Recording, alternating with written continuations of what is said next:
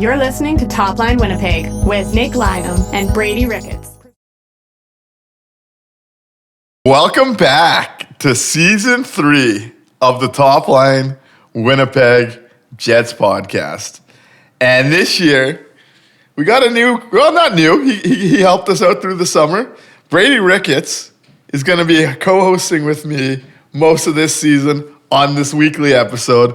We do have another show to announce, but we're going to leave that for the end, where producer Mikey's going to be quite involved this year, and so are you, the audience. But let's start it off.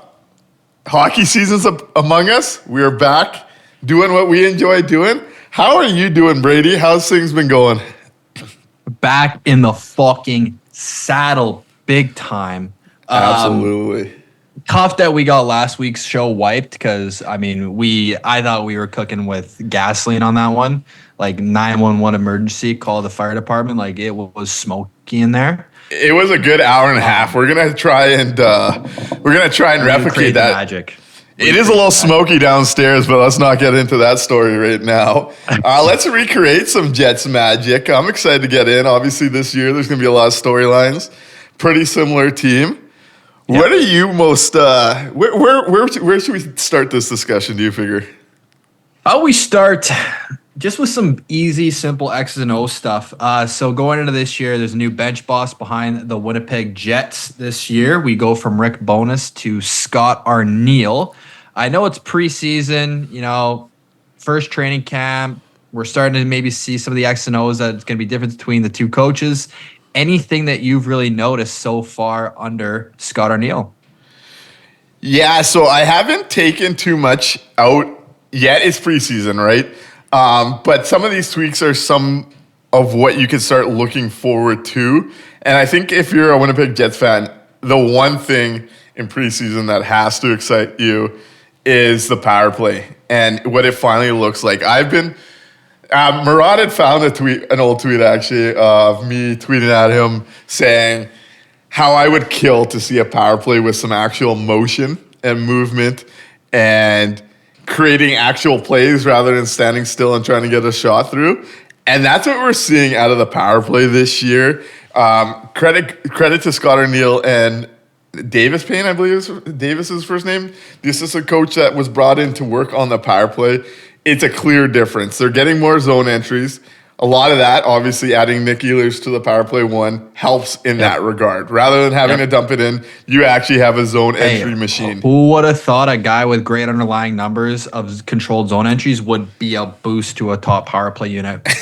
Shocking to me, truly. Also, shout out that tweet from you. That's an old takes exposed we love to see.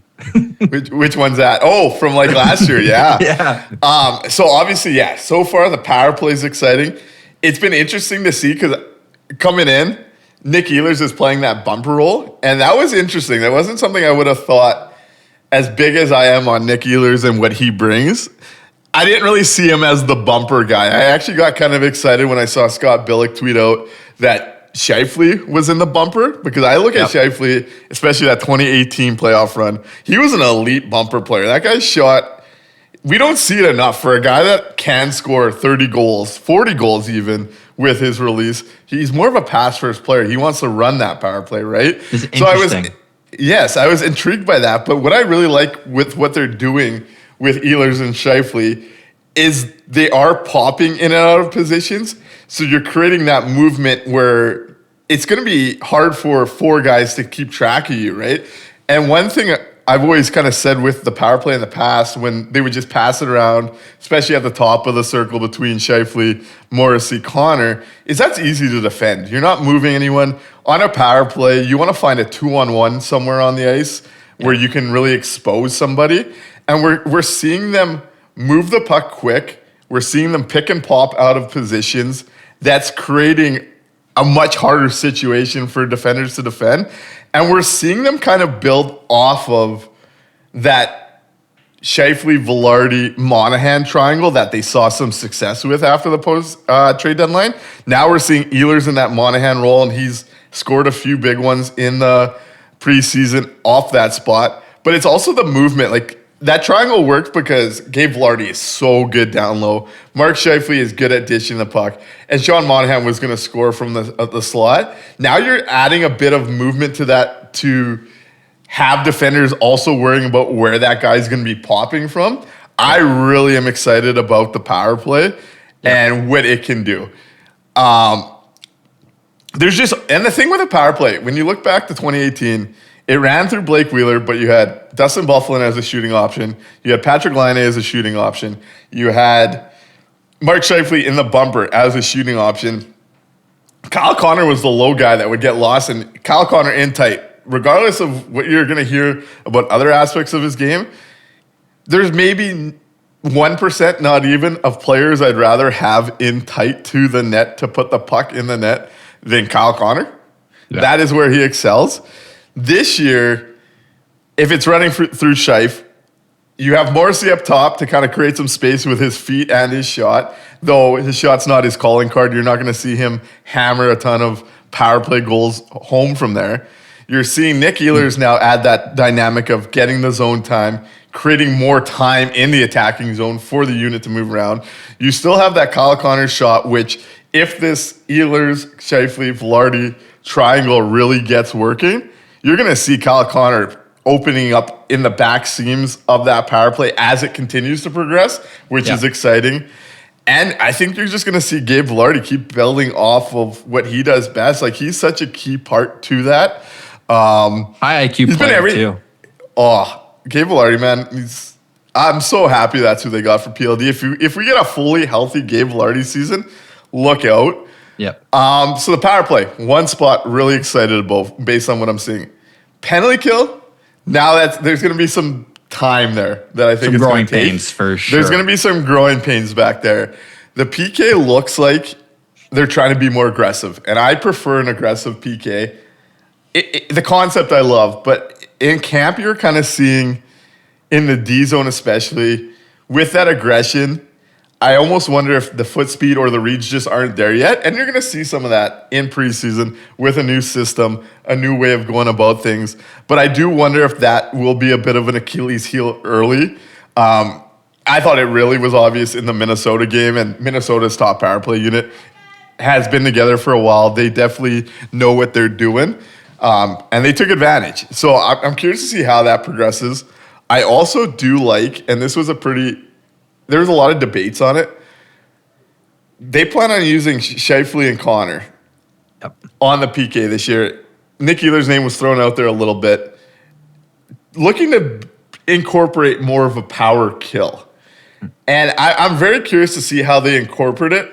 I had some people reach out with concerns that using those guys, they're going to be more susceptible to injuries, blocking shots, and whatnot. I'm not... Give me a second here. Yeah.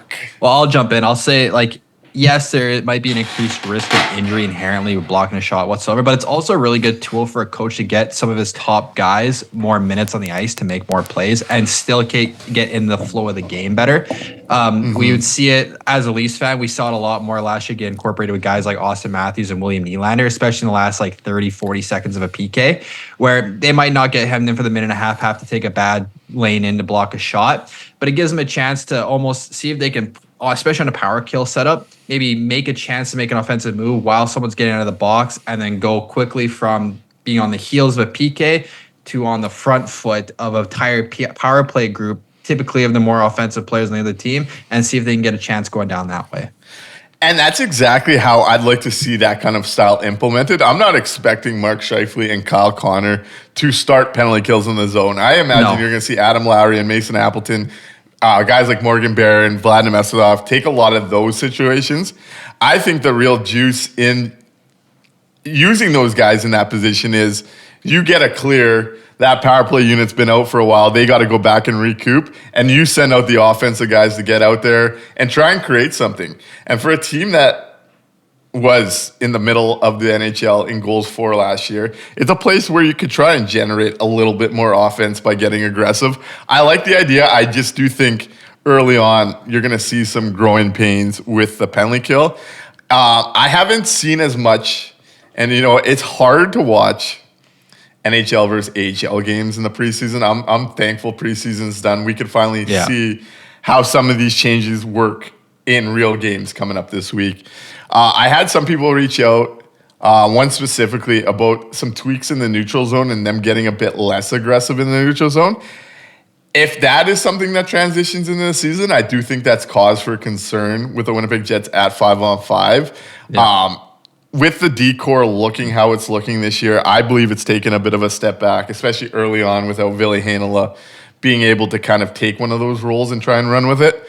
That if you're struggling to neutralize teams in the neutral zone, it's going to lead to even worse things, because the one thing with the Jets this preseason, and it has been their biggest problem for a couple of years now, though good structure hit it, and I think Rick Bowness deserves a lot of credit for that in years past.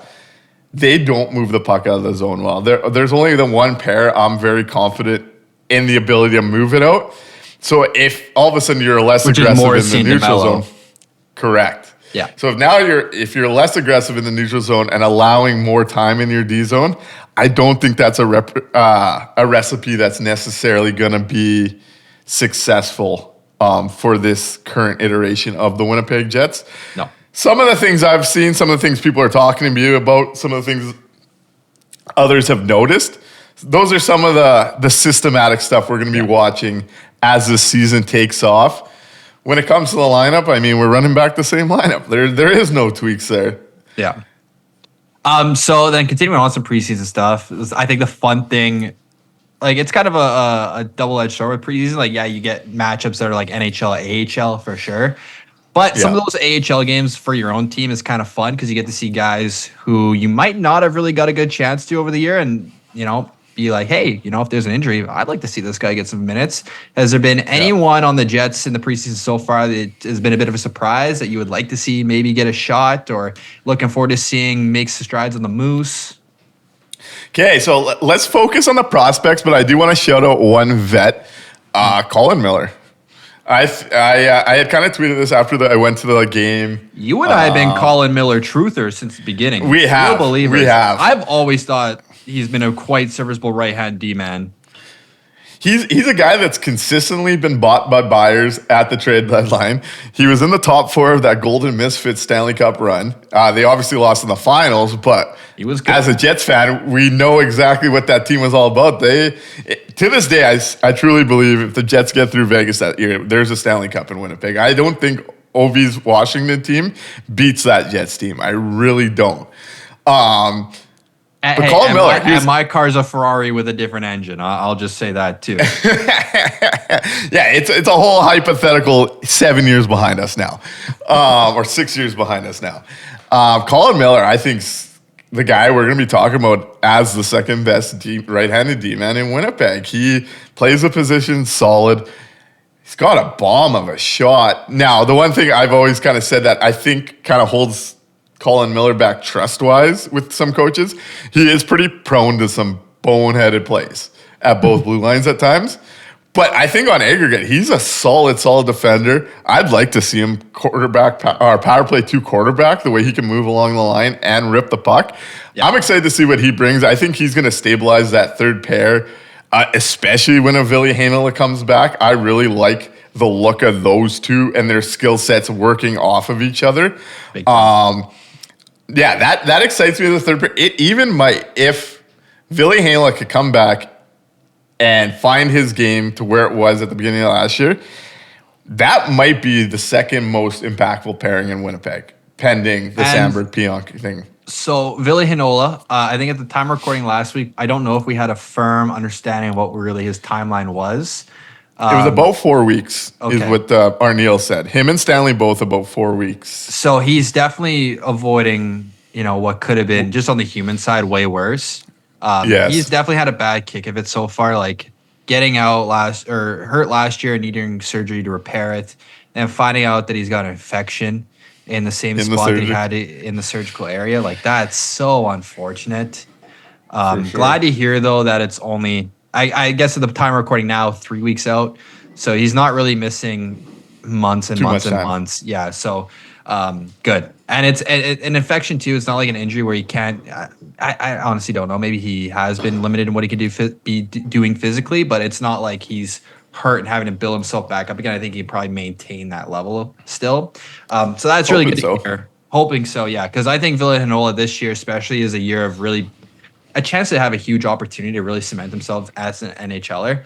And you've talked about it a lot. There is, correlating data to suggest that the longer someone is in a developmental league in the AHL, the likelihood of them becoming a mainstay NHL decreases. And one for Ville Heinola that we think that he could actually be an impactful NHL player. You're really hoping that he can really get that spot, solidify it, and, just get the foot in front of him and keep moving. Especially like right before having this convo, we're talking about the Jets struggling to move the puck out of the D zone. That's a guy who makes a great one thing he pass. does it well? Yeah. Correct. And I think obviously there's gonna be stumbling blocks along the way. We've seen it in his game. But if he can get his footing, that is gonna be an impact to his game. That is gonna benefit the Winnipeg Jets. Now looking at the prospects, I think if you're a Jets fan, seeing a lot of the youth in this camp is probably exciting, so much so it's already beginning the debates about youth not starting on the roster, as usual in Winnipeg, kind of a regular occurrence at this point. Let's go through some of the prospects. Obviously, the big one coming into cap was Brad Lambert. Obviously, a lot of different opinions on where Brad Lambert's at. I had thought after the Edmonton game, I'd taken JC to it, and I thought he looked pretty solid. He was playing the position a lot better than I would have expected, especially off the puck. That was a big concern. But the one thing I had noticed at that game was just how many times he had gotten thrown around. Like we were talking like 5-6 battles where he looks just weaker than his opposition. And that was a mostly Condors level AHL group. And so when I saw that, I'd kind of tweeted out my only takeaway from that game. It was like a 7-1 shit kicking. It was one of those preseason games. Like, what do you really look for in this? Was that in years past, that's kind of the situation that held Heinola out of the lineup, was how awkward his battling looked and not being able to trust that. So I had kind of thought that was going to be the holdup for Brad Lambert. I'll say this. I think it became pretty clear he wasn't ready for a 2C role the very next exhibition game. They went into Minnesota and played an older Wild team who dressed some of their key guys. And watching a guy like Joel Eriksson, who's one of my favorite two-way centers in the sport, it's a shame he's on the Minnesota Wild. Watching how much he controlled those minutes against Lambert was quite telling. Yeah. And those are the type of centers you're going to see, right, if you're playing him in a 2C role. He wasn't ready for that. And let's be honest, Joel Eriksson is probably going to be a Selke finalist this year. If I'm taking a hot take, you don't really expect Brad Lambert to have the tools to really outmatch Eriksson at the moment. And that's correct. And most centers at the NHL level right now don't.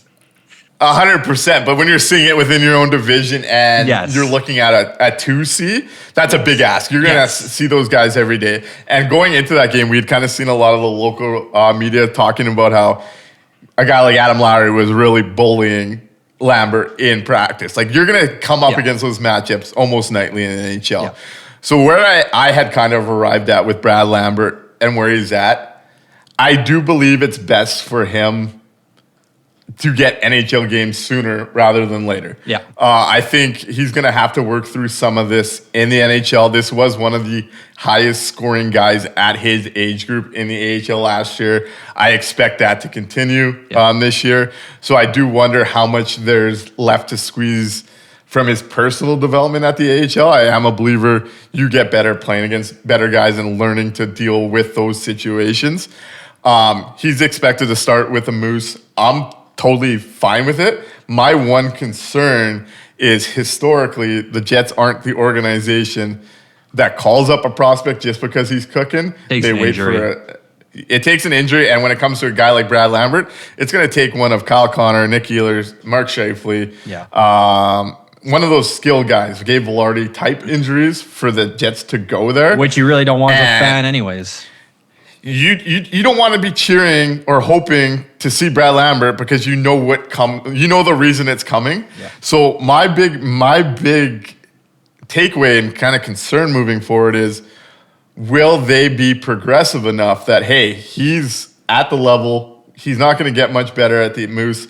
We could change how we structure a lineup, which is my biggest problem with the current iteration of the Winnipeg Jets, is not the lineup itself. I think this is the deepest forward group of quality NHLers we've seen, which also hurts a guy like Brad Lambert's chances this year.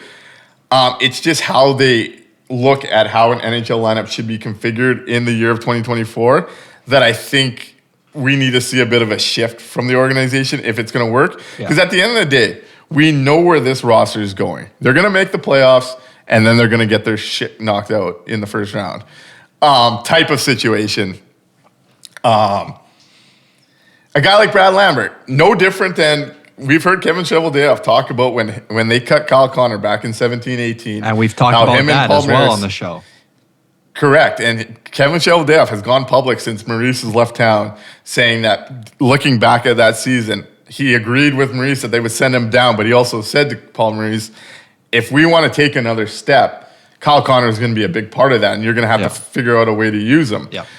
I look at this situation as similar to that. Kyle Connor ends up getting called up 4 games into the season because Matt Perot got hurt. He goes on to score 29 goals, I believe it was. And because of his call-up and getting inserted beside Blake Wheeler and Mark Scheifele, it allowed them to use a play driver like Matt Perot further down the lineup and created more offensive depth. That's how I'm looking at this situation this year. Totally fine with Lambert going down based on what I've seen. Yep. But I also do think if this org wants to take another step, they have to figure out how to get the most out of him this year. We can't be coming into camp next year having the same question like we've had in years past with other prospects. So I have a question for you. So if the only way Lambert kind of comes up in the first half of the season, maybe comes up around Christmas time planned. But I mean, this is hypothetical. So if he does get called up early in the season due to an injury, how do you think his implementation will work? Because I feel like for him, especially if he's having issues maybe on the battle side of the NHL, like trying to find him sheltered minutes, I think would be a really beneficial way to kind of dip his toe in. Do you think that's possible if he, gets penciled in due to an injury? Like how do you, the way that I think that becomes tougher. Yeah. So it seems almost like have him start with the Moose, but it's kind of like trying to have your cake and eat it too with it, because like you want to bring him up, but then you got to try and find sheltered minutes for him to start his career at least for a little bit. At the same time, his skill set probably warrants himself to be better off playing minutes where he's able to make an impact in those top sixes.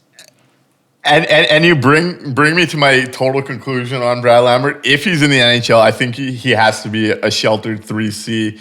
And the thing is, you can do that in Winnipeg because despite the ongoing conversation of second line this, second line that, Adam Lowry is going to be used as this team's second line center. Adam Lowry probably should be used as this team's second line center, especially coming off the year he had last year. That would allow you, but you would have to change how you're using the players playing with those guys. Like, I really liked the idea. We saw Lambert's last exhibition game play with a guy like Nino Niederreiter. If that's who you're sheltering him with in a third line, all of a sudden that's like the type of situation that I think would benefit both a guy like Nino Niederreiter, who when I spent some time down at camp last week, I really liked when he was doing drills with some of the skill guys.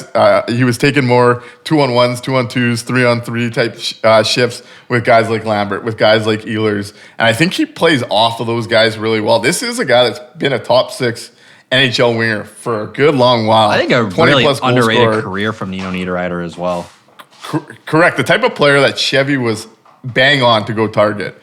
And I think if you start looking at different ways to utilize some of the lineup is how you're going to have to be able to implement a guy like that. We'll get into some of that when we're looking at the total picture later, but that's kind of what I'm looking at. Yeah. Another guy that made a great impression, you might make the case he was probably the most ready for the NHL based on what his role is going to be, that's Nikita Chibrikov. Yeah, Nikita. I got an Ilya Nabokov notification came down here. Nikita Chibrikov, for a guy that projects to be like a mid-6 player into his career, pesky, not necessarily oversized, but plays a big man's game, likes to stir it up, and could also add offense. He's a guy that I think looked the most ready for the NHL role you expect him to eventually take. So I was a little disappointed he didn't get a little bit more runway, especially on, let's say, the Lowry group, who Adam Lowry, Nino Niederreiter, Mason Appleton were obviously a very good line for the Winnipeg Jets last year. The one concern I have with it is when you have a top line that cannot outscore opposition, and we'll get into that in a little bit, and Adam Lowry's line becomes your second line, I think you need a touch more offense out of that group. And we saw it in the first half of the year. And they did outscore their opposition last year. But when the goals dried up, it became a bit of a zero-sum game for them. And I think a guy like Nikita Chibrikov, who's a bit better of a shooter, more natural of a shooter than Mason Appleton, could just add that element that would make that line really solidified as not just the shutdown line, but they'll still do that, but a line that actually can chip in a bit more offensively. Yeah. So I was a little disappointed he didn't get a bit more of a look. He's a guy I expect we're going to see this year at some point as well. A couple other forwards, Kevin He, a late-round pick, highest drafted Chinese-born player. Love the motor on him. Mm-hmm. He went back to the O early, as expected, but he's a guy I think you could project to potentially be a bottom six player in the NHL one day, just looking at the skill set, looking at the motor, looking at the work ethic. He's kind of stood out as a surprise, let's say, for someone that's a little drafted a little later. Elias Salomonsson came in, had a tough start to camp, and he was a guy I was looking at early in camp that at 19 years old coming over as a D-man, I thought it was more than okay. He was going to end up with the Moose, get used to the smaller ice surface, start making his reads. To his credit, I think as camp went on, those aspects were already growing throughout the preseason, which is something you really like to see for a 19-year-old. I mean, that's only 2 weeks to really start making those adjustments. It looked like he got a bit of a run as Colin Miller's left-handed D partner. It looks like Hayden Fleury is going to get that role to start the year, and Salomonsson will go down. But he's another guy, I think, just based on his camp, his age, what he did in Sweden, and how he looked as camp progressed, that Winnipeg Jets fans can get excited for impacting this roster sooner rather than later. I'm very curious how they're going to work with his development this year. I can see them being a bit slower with him, given how highly they see Neil Pionk, Colin Miller on that third pair. Plus, we know Heinola is going to come back. But if there's an injury to the right side, he's a guy I could totally see coming up and running with a job, and all of a sudden making some real. Right now, I don't feel like they have flexibility on the point very much. But if that scenario were to arise, all of a sudden, I think you do add some flexibility, you add some different options, and if he's able to solidify that, now I do think that's probably a year out, given how the Jets have operated historically, but he is a guy that I think you can project to be a very, very solid NHL defenseman, and in the near term, not necessarily further out. The one prospect I'm just not there with, Colby Barlow. First rounder a few years back. I think he's pretty far away from being an NHL regular. Obviously, he has the pro-ready shot, and he could score goals today if you put him beside two drivers, probably. Just everything else in his game screams to me junior hockey rather than pro hockey. He seemingly got lost in his own zone in the exhibition games quite a bit. The feet work still needs some work. And the one thing I noticed more at camp in drills, and it would transition pretty poorly to pros, is for a strong guy, he would battle very strong in the corner. But when he had that D-man beat, it took him so long to get moving that the D-man was able to just cut him off. Yeah, he just didn't have that separation. And in the NHL, like you do need that. So that is the prospect I am a bit concerned with. And if the Jets are serious about trying to win right now, that is the guy I'm putting on the table to upgrade significantly, whether it be a 2C or a top four right-handed D.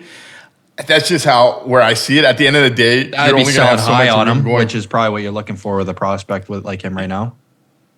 you still have that junior shine, right? He'll still score 40 goals in junior this year, and a team's going to bet on that. Yeah. But there's only so much room going into the future in a lineup when I look at Brad Lambert as a surefire NHLer at some point with the Winnipeg Jets. And Colby Barlow has Chibrikov. Recently been traded from the Owen Sound Attack to the what looks like a pretty good Oshawa Generals team too. Which is exciting. He's going to be playing with Callum Ritchie and Ben Danford, Leafs number one, and Bennett Seneke. Oh yeah, that's good. It's a good situation for Barlow to end up in. So we'll see where that goes. But when you're starting to look forward, Brad Lambert again projected as an NHLer for sure. Nikita Chibrikov is going to be there, and I would bet on the Kevin big highlight for me as well. Yeah, long term, probably a bit further down the line, but the standout for me in the prospect pool this year, and it's obviously someone we had less info on going in, Brayden Yager. Yep. The Winnipeg Jets and Kevin Cheveldayoff did very, very well bringing in Brayden Yager. He looks to me like a floor 2C type player. He's got the mix that I really like. I've said it so many times on this podcast. I think having elite IQ is so big when you're taking that step into pro. He looks like a player that knows the game and understands the game. He's got the big shot, and he could skate. Those off-puck intangibles are the hardest part. It's the biggest gap between what makes a prospect into a player. Yeah. And he's got him. Like I'm big on Brayden Yager after just watching him for 2 weeks. Was named the captain. He's going to be a guy at the World Juniors we're talking about as a key fixture of that Team Canada team. He's someone I'm awfully excited about after what I just saw. So when you start projecting out, there's only going to be so much space. Not all these guys are going to hit. If you're bridging a Cole Perfetti, if you're paying Scheifele Hellebuck market rate, you have to be willing at some point to surround these guys with that piece that's missing. And I think a guy like Colby Barlow is who you start shopping for it. So some of these guys that you've mentioned, we talked, I think, when Brayden Yager first got traded to the Jets, we gave him you gave him a rough estimate of what you thought his ceiling was going to be. You're a player comparable. So if you were to take kind of the blue chip guys that we have on the Jets right now, be that Lambert, Chibrikov, and Yager, if you were to give a rough, player comparable of what you think their ceilings are, who do you think? What would you be looking to get from those three guys? I think Lambert still a high-end 2C offensive type ceiling. I don't love doing the whole project and compare to NHL guys because I think it just puts such a big pressure on that player to hit that. It's just fun to be like, who do I think this player's style is similar to? So I saw a lot of little Yager comparisons, and I get it. You got the big shot, the center that's comfortable. I do actually think Yager at his peak could be better than what Winnipeg had in Brian Little. Brian Little obviously retiring as a Jet. So cool that we're going to get to honor him with the Pittsburgh game. Yep. Nice little touch with it potentially being signed to one day to retire a Jet, which is cool. First Jet to do it. Obviously, he was a well-respected Winnipeg Jet. He was a big part of this organization getting off the ground. He was often talked about being like the soul of that team for a little bit there. But the reality, too, of Brian Little was he was a good 2C, not a great one, as the team was competitive, and we saw them go and get a Paul Stastny. We saw them try the Kevin Hayes thing. I actually think Yager projects his ceiling, I could see being a bit higher than Brian Little. I see the skill set people are talking about, but I'm a little bit higher there. Lambert, I see a lot of people dreaming on the 1C, and maybe it hits. Like, he does have the pop and the excitement that could. I still feel most safe betting on a high-end 2C offensive type center. Barlow I look at as like a middle six scorer on the wing, which there's just so many guys like that once you get to the NHL that the value decreases.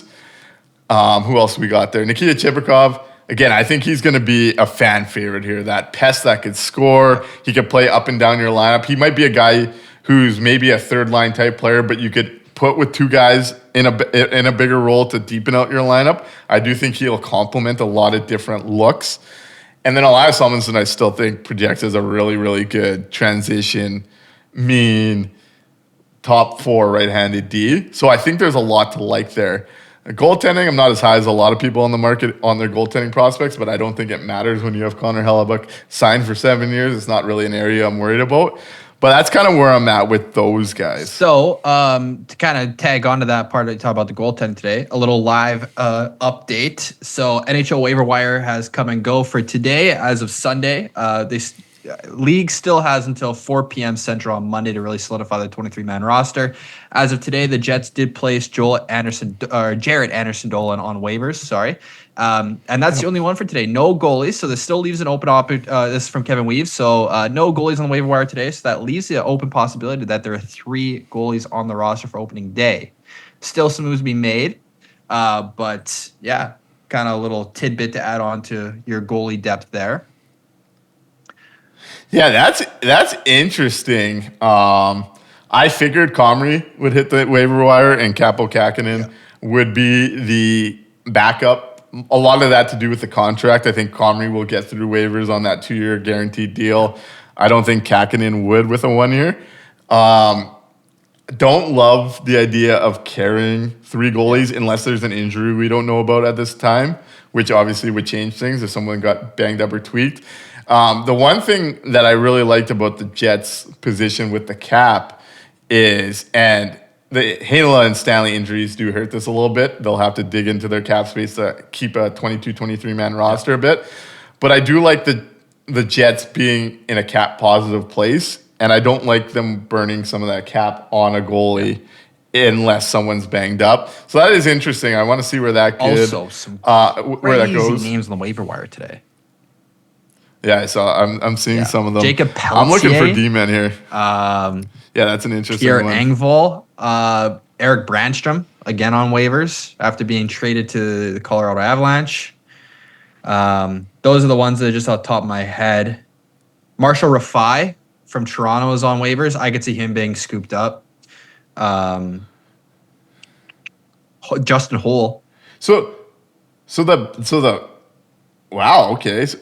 So the Canucks traded for Brandstrom for Tucker Pullman at 20% retained in a 4th, and then put Brandstrom on waivers. Okay, you want to talk about a guy that fits the Ville Heinola comparison? Eric Brandstrom, I'd take over a Hayden Fleury right now. That's an interesting one. Yeah. Jared Anderson-Dolan going down. Does that mean one of the Jets young guys make it? I don't think so. Gus was only day-to-day. I imagine Gus becomes a 13 forward. For everyone listening right now, you're going to see this is Nick's insider baseball brain coming into play right now. He's about to moneyball some stuff. Yeah, he's going to read some tea leaves, and by the end of the show, I bet you he's got a snap decision on, I think this guy made it. We already kind of saw that Salomonsson's probably in the opening night roster. I don't think so. Not anymore? I don't think so. I think they're going to go Fleury, Coghlan, and send... what I'm projecting right now, well, I guess Coghlan and Fleury aren't on waivers, so Salomonsson will go down on D. They'll keep their 7D. They had to cut 3 forwards, so Jared Anderson-Dolan's one. I believe Chibrikov and Lambert will be the other 2 because they don't have waivers, and they're keeping 13 forwards. David Gustafsson was banged up, but it was said to be day-to-day. I think that means the 3 kids are going to be the 3 cuts plus Anderson-Dolan. Isn't Anderson-Dolan defense? We'll see. No, he's a forward. He's a winger. That's how I see this shaking up based on what I'm seeing. What I'm expecting, and I think this should have been an expectation going in unless Brad Lambert really knocked the socks off, which we kind of talked about him not, is you're going to see the same starters we saw last year. The lineup's going to be Kyle Connor, Mark Scheifele, Gabe Velarde, grown. It's going to be Adam Lowry, Nino Niederreiter, Mason Appleton. It's going to be Vlad Nemestikov centering Nick Ehlers and Cole Perfetti. And then it's going to be Cardio Kupari somehow centering Alex Iafallo and Morgan Barron. Then you'll see DeMello Morrissey. You'll see Pionk Sandberg, which to me is probably the biggest question mark outside the top line on the Winnipeg Jets. And I think you'll see Miller Fleury with Coghlan being the extra. It's almost like you've thought about 3 this goalies. a little bit, eh? Too much. Too much. I'm already in the trenches on the first line so battle. We're kind of already there then. If you want to jump into it, you do have some concerns about how the roster is built right now. Running it back, basically the same setup as last year. and we can kind of touch on this, even talk about Cole Perfetti's bridge deal. And I think the overall, what it means for, the roster construction this year and moving forward in the future years as well. Okay, let's touch on Perfetti first and then get into the lineup. Obviously, they agreed to a $3.25 million 2-year bridge deal. And my exact reaction after, if you see Top Line on YouTube, TikTok, Facebook, make sure you go check it out. Going to be daily content over there, short form. I didn't love going the bridge. I get why they did it, but here is my takeaway. And I used this comparison last week in the audio. If you're buying stocks, do you want to buy them at the low and ride all the way through their prime timelines and get the most value over time? Or do you want to come in at their peak and get marginal returns throughout the rest of their life cycle? That's how I see the Cole Perfetti thing, because when you're looking at the cap world, you have a set dollar figure that you're trying to maximize and build the best team under every single year. That's what the cap is all about. And I look at this Jets team, and I don't see them winning a cup this year, just to put it fairly bluntly. And I look at Cole Perfetti as a guy they actually depressed his value last year, but he was still willing to sign long-term. So I'm looking at this summer was the peak time to get Cole Perfetti on a long-term deal, which was what opened a window originally with Nick Ehlers, Kyle Connor, Mark Scheifele on those $6 and $7 million deals. And what I don't love about it is as soon as it's signed, and it plays into this whole looking at them like stocks thing, as soon as he signed, we hear Scott Arniel say he's going to be a fixture in the top 6 and the power play too. So what's that going to do to his numbers? More ice time, more opportunities, going to equate to better numbers, is going to equate to a bigger payday later. Yep. So I think you're kind of doing this backwards in how you want to build a roster out to the future. So now what I believe this Cole Perfetti bridge should do is it should up the pressure on the Winnipeg Jets to try and compete over the next 2 years. It's going to be a great value deal. I think Chevy won the grind of the negotiation if you're into that kind of thing. But all of a sudden, looking 2 years out, Gabe Vilardi's doing a new contract next summer. Kyle Connor, they're going to give the world to. You're already into the Scheifele and Hellebuck big deals in their late 30s. So all of a sudden, Cole Perfetti is going to be in his mid-20s and be the only player still in his prime on that next deal. And it's going to get a lot harder to build an actual contender over the back half of those deals. So, and especially at that point too, I don't love it. Like the rest of the NHL is very high on Cole Perfetti. They've made it clear that they think this is a guy that was kind of dicked around last year. And I think that's the kind of guy you bet on. You could have got him on a long-term deal in the 6s, which, hey, it might look high early on this year, especially the way he had a slow camp. And missing time is going to do that. I'm expecting a slow start, unfortunately, for Cole Perfetti because of the holdout and what I've seen so far.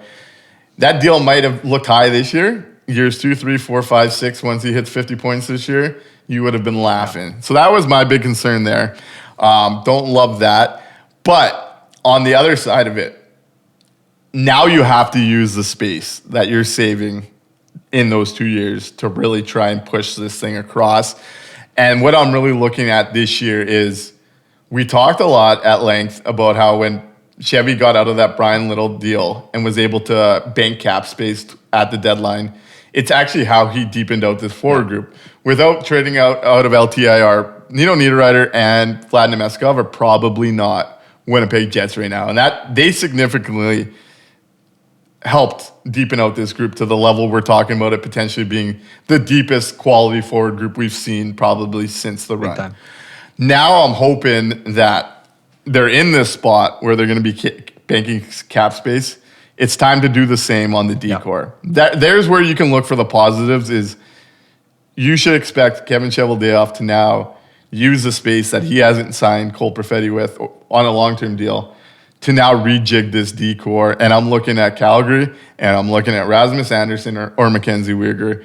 At some point, you got to make the big swing if this team's going to take the next step. This roster isn't good enough how it's configured. This roster will, I'm pretty confident in saying this. I've made a pretty lofty bet on it already. I believe the Winnipeg Jets will be a playoff team this year. As things stand right now, I would safely take them to play no more than 5 games in the playoffs again. That's why I think you're seeing a lot of frustration with how the lines are used. The big thing in Winnipeg is, and we talked about this last year, as much as there's skill and there's good players here, there's a lot of good quality NHL pieces in Winnipeg. Connor Hellebuyck's a top 2 at worst goaltender in the NHL. He's my number 1. Year-over-year model of consistency. He's going to be a Hall of Famer. Great piece to build around. Josh Morrissey has elevated himself into the top 5, top 10 D conversation in the last 2 years. Hell of a piece on a great contract at $6.25 million. Dylan DeMello, super happy they got him signed. Unheralded defenseman in Winnipeg, shutdown guy. Perfect compliment to Josh Morrissey. Yep. Great. You have a top pair. You have a great goalie. Mark Scheifele is still a top 30 center in the NHL. The problem is he's your number 1 center. When you get to the playoffs, he's going to be in the bottom of those center rankings. Kyle Connor, obviously a 30-plus goal scorer, 35-plus goal scorer.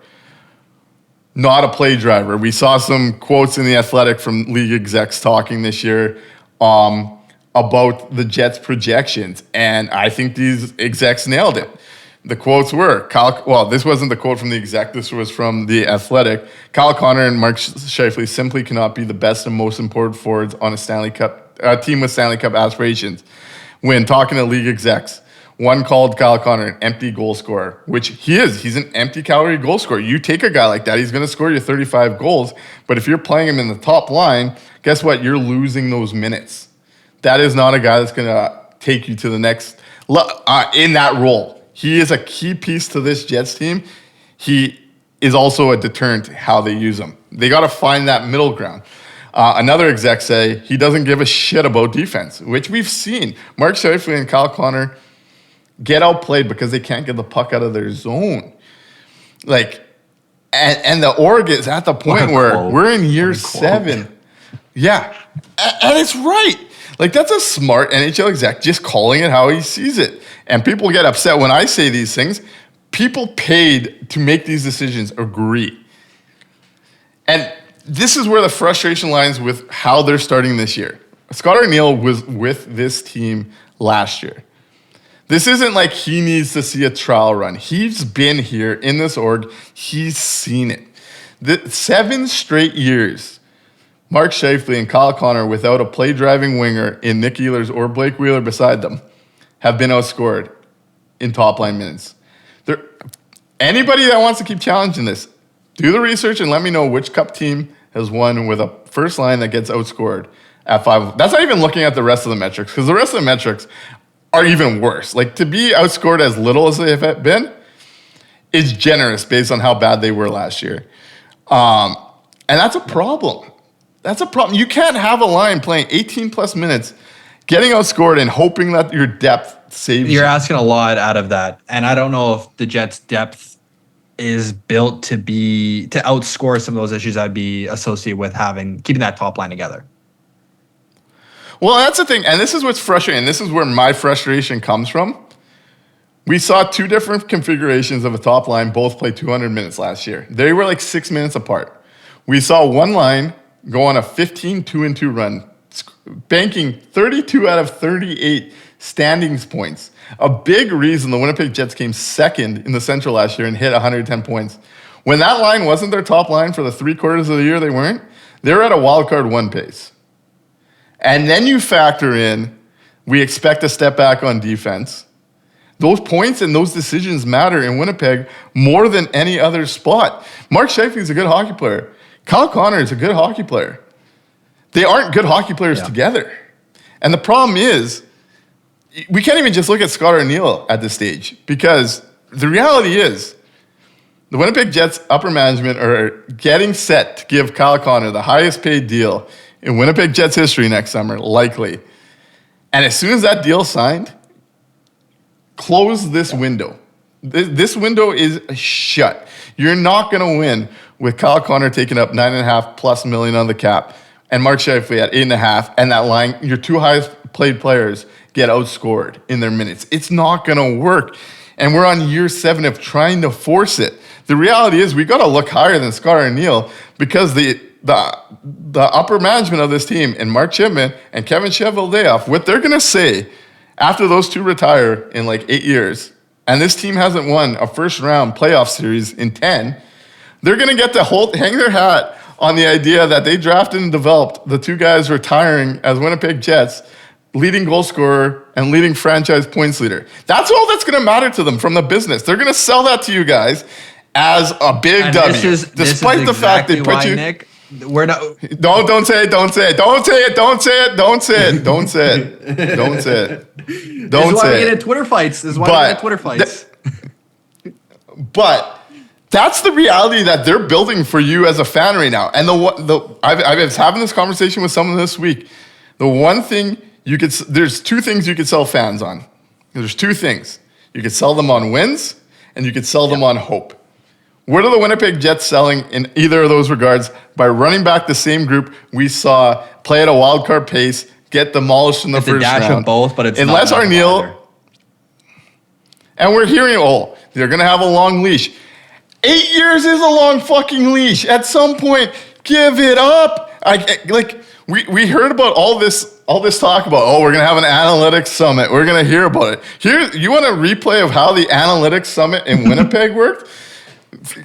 Most of these listeners have probably seen Moneyball. If not, go watch it about the Oakland A's starting to incorporate analytics. It's going to be a little tougher to watch now that Oakland A's do not exist as of now. Brad Pitt is the GM. And Jonah Hill, it was Jonah Hill, right? Jonah Hill's like the analyst, and Brad Pitt is Billy. Yeah, okay. So Brad Pitt, we're gonna say a shovel day off. He walks into the scouting meetings for the summer, and they're trying to figure out how they could take another step after losing their three best players. And he brings in Jonah Hill, and they're gonna start. They're going to start looking at numbers to make better, more informed decisions. And they realize that the more people get on base, the more runs you score, the more you're going to win games over 162 games. This is how the analytics summit in Winnipeg likely played out. Brad Pitt is Kevin Cheveldayoff, and he does the snap, and he points over at Scotty Arniel, and he goes, why are Kyle Connor and Mark Scheifele playing together? Because they like to play together. And everyone's like, because they like to play together. And then someone that actually understands getting outscored is not good. It's very basic hockey, actually. Goes, but Chevy, that line they're a minus every time we play them. Chevy puts up the hands, gives a snap. Because they like to play together. At this point in time, the Winnipeg Jets aren't serious about getting uncomfortable and doing the things needed to take another step. They are comfortable keeping two players happy that are going to retire Jets, and they're going to say, hey, guys, we drafted and developed the franchise leaders. Shouldn't you be happy with that? And you know what? Personally, I'm not. I'm not content just watching the Mark Scheifele and Kyle Connor show lead us into the abyss for the next 7 years. At some point, somebody's got to wake up. I talked about this at the end of the year. I thought Dylan DeMello's postseason press conference talking about it's time to question everything here and really try and take a step and really look within. Yeah. It's a shame no one above them heard that because they aren't. They're not willing to. They're not willing to make someone uncomfortable for the betterment of the team. And that's why they're stuck here. In a season-end press conference and see nothing come from that. That's got to be so frustrating, especially after re-signing. Imagine the frustrations of a player in that room hoping that things change and this is going to be an opportunity to shake things up and you're the next guy to take a step. Like, at some point, someone's got to wake the fuck up here. At some point. I'm sorry. I'm not going to sugarcoat it like you're hearing a lot in the market right now. We're at the point where we're being told in this market, like, it's just gaslighting, honestly. And I'm kind of sick of being gaslit with bullshit.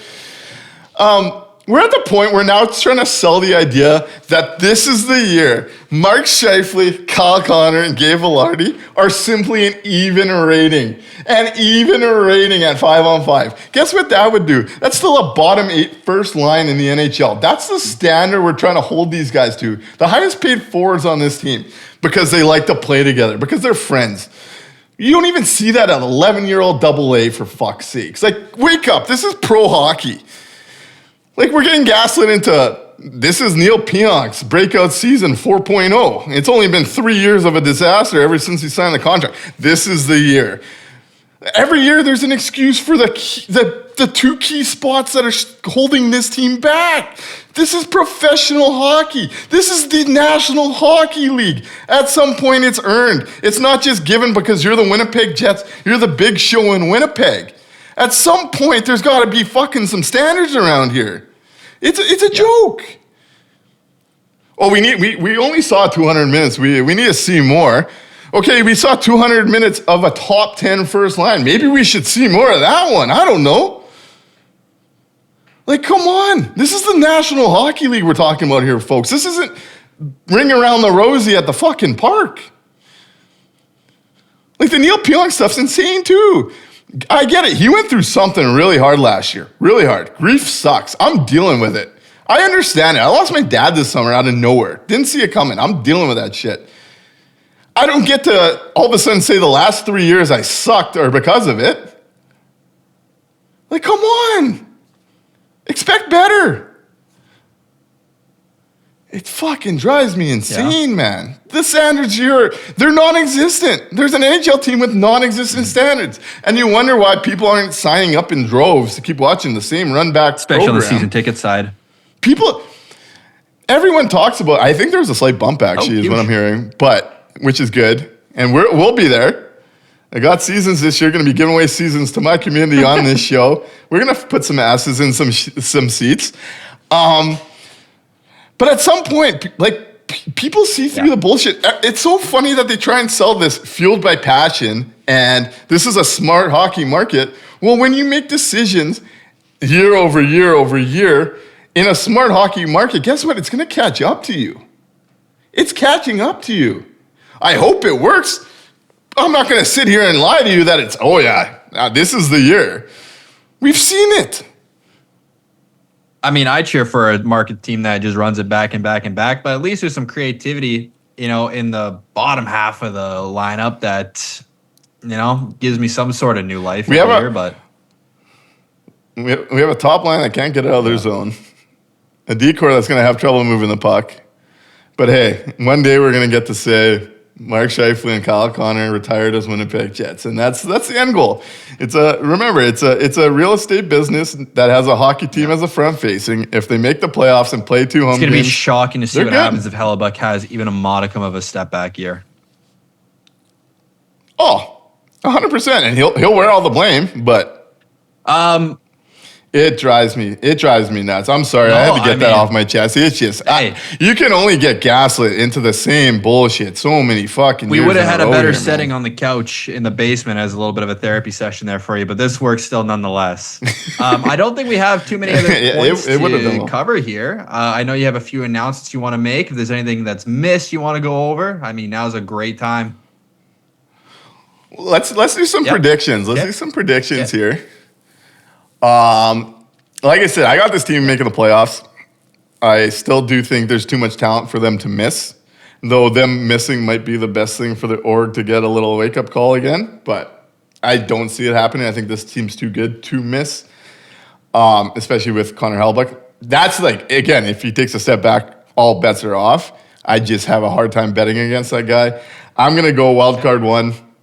About let's go 98. I think their range is 96 to 102 points. Let's go a 98-point season. I'm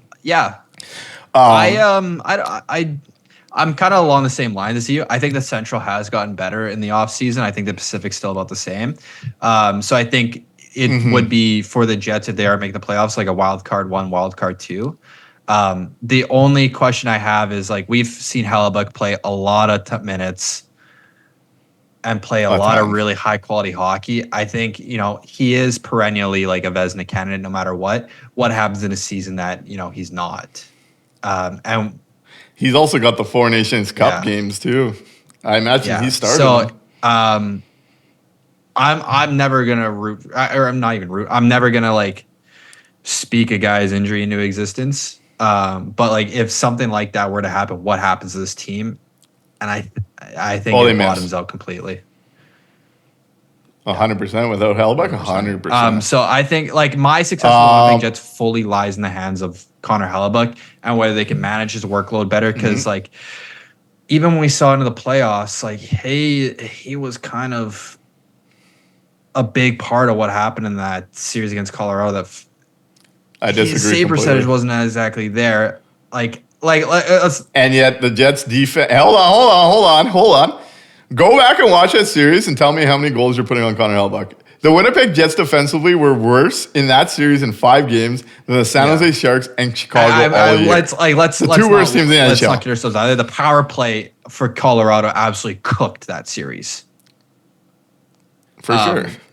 And so their stars. Their stars are just so much better. And that's the thing. It's every time we get to the playoffs, the Jets have 2 elite players.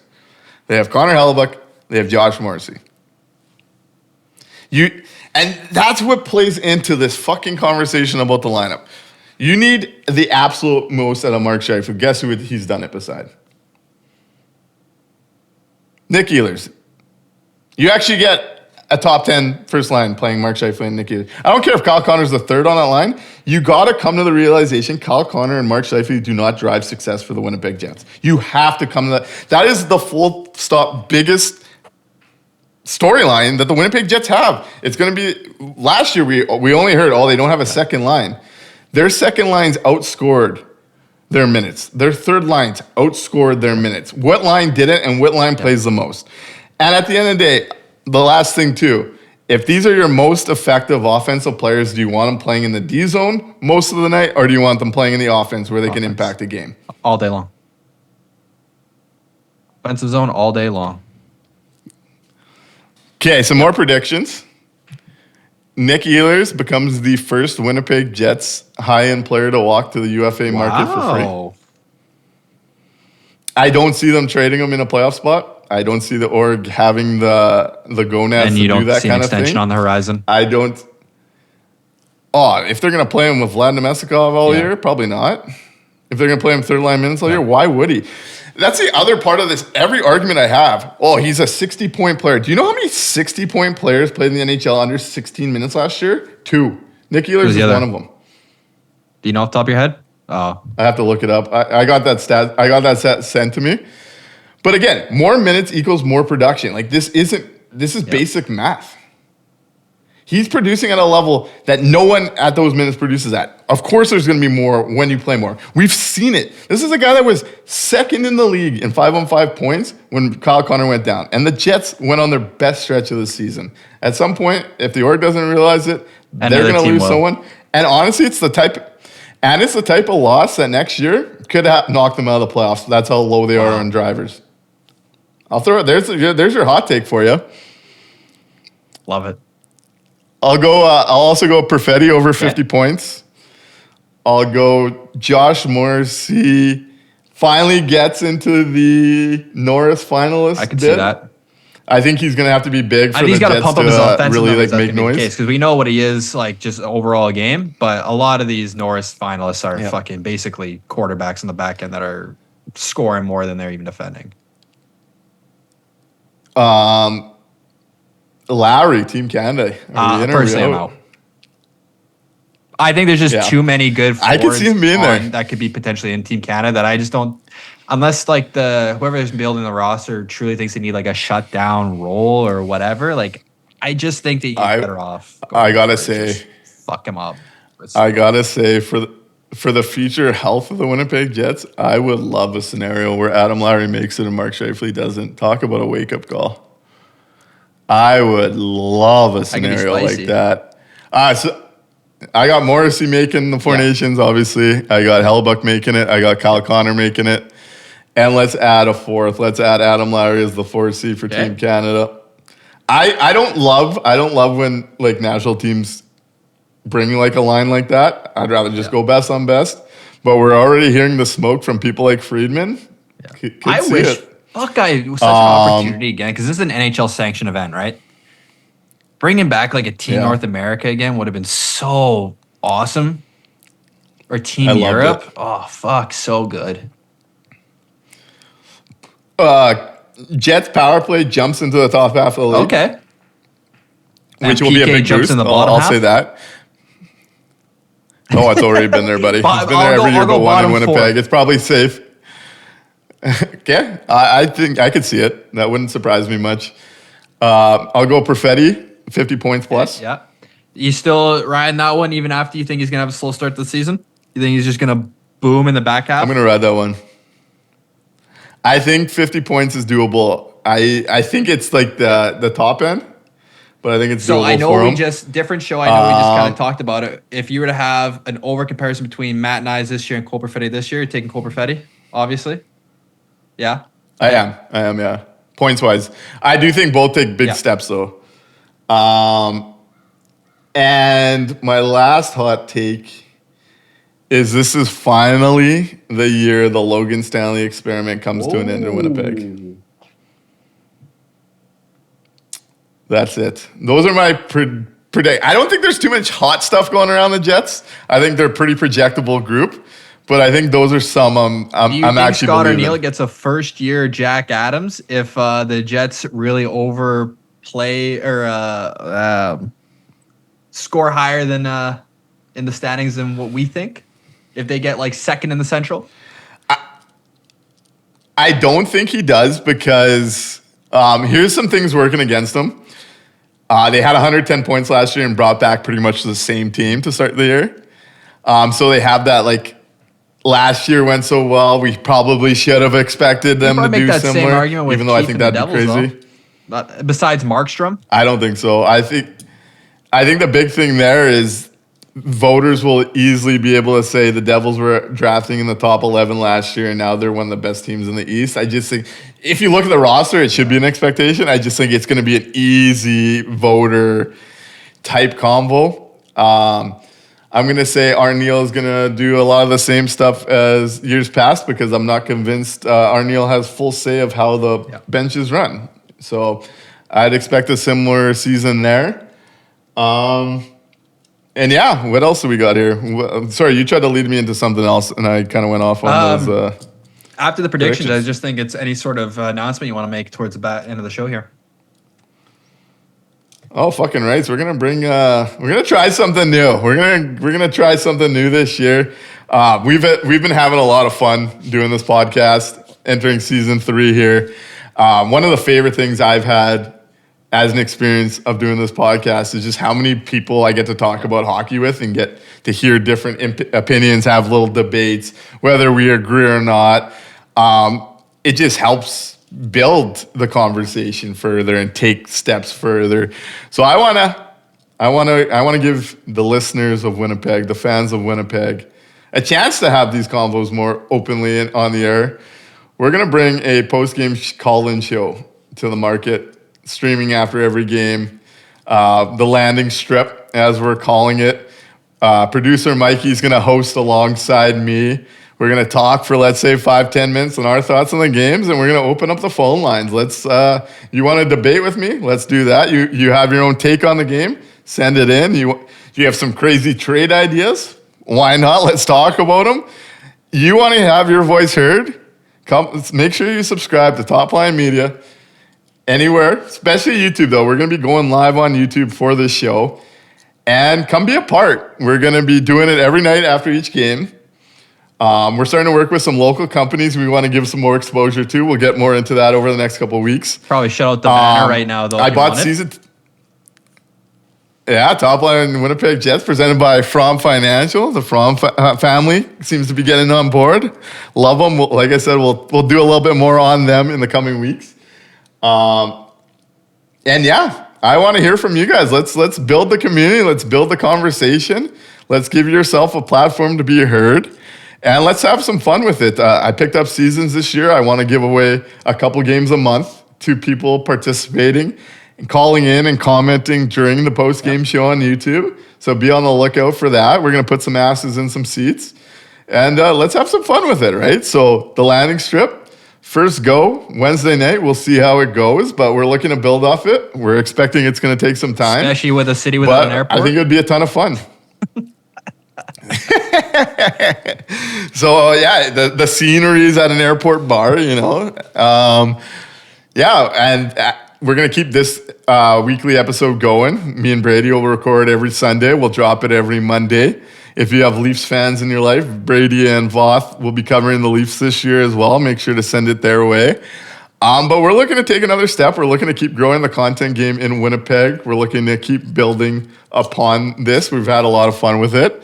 And another little project, obviously, I don't think I was allowed to get rid of this one because my DMs were flooded all summer that I better keep doing it, is the morning after. Looking to take another step with the morning after. So if you miss a Jets game or you wanted some quick reaction the next morning, follow Top Line Media on Instagram, Facebook, TikTok, YouTube. And I'm going to be doing the morning after series. We're going to actually try and incorporate some highlights from the game too this year as more than just reaction and stats. We're looking at it to be a little bit of a hub for the game the day after as a bit of a memory of what happened. So that'll continue on this year and hopefully be even better than last year. And another thing I'm looking at doing, though I don't know the schedule yet, we'll see when I kind of piece it together, is I'd like to do a lot more video breakdown Coach's Corner content in the market. Coach's Corner type thing, breaking down the power play, penalty kill lines, players, slumps, all this kind of stuff. Maybe when there's trades, break down who they're trading for and how they could fit. Would like to add a lot more of that kind of stuff. I see Liz and Connor with WST, shout out to them, starting to do some stuff on players like that. I'd like to keep adding to it. I think the more informed content and more quality content there is, the better for everybody. So the more accountability comes from upper management too. Personally, not in this market, man. They're just comfortable. Everyone's just comfortable. The key in Winnipeg is being comfortable, brother. Don't shake the apple cart. Even though we're gonna try, we're gonna shake the apple cart every chance we get. But comfort's a good thing in Winnipeg, apparently. But I believe that's it for announcements. I wanted to thank you guys for all tuning in. Thanks for coming back for year 3. Make sure to like, subscribe, share, comment. Love interacting on the YouTube comments or in my DMs each and every episode. And make sure you let people know about the post-game show so we can get this thing taken off and people can get some enjoyment out of this, make themselves heard. We'll be back next week. You'll see me and Mikey Wednesday and Friday. Absolutely. Let's have a year. Let's have a year in Winnipeg.